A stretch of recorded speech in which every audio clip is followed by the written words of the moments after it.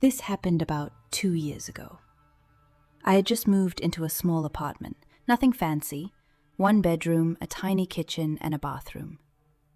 The rent was cheap, and honestly, I was just happy to finally have my own place.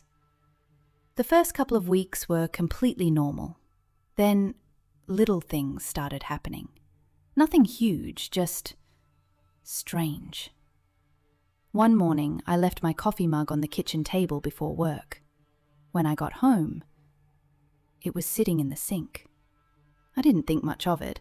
I figured maybe I moved it before leaving and just forgot.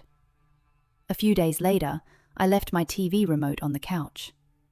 That night, it was on my desk. Again, I blamed myself. I was working long hours. I thought maybe I was just tired. But then it started happening almost every day. Kitchen cabinets were slightly open. My towel was folded differently. My shoes weren't where I remembered leaving them. Even the plant on my windowsill looked like someone had moved it a few inches. Nothing was missing. Nothing was broken. But it felt like someone had been inside my apartment. I didn't tell anyone because, honestly, how do you even explain something like that? Hey, I think someone is breaking into my apartment, but they're only cleaning up after me. It sounded ridiculous. So I kept convincing myself I was imagining everything. Until one night. It had been raining for hours. I got home late from work. The hallway lights were out like always. I pulled out my phone and turned on the flashlight while unlocking my door. That's when I noticed it.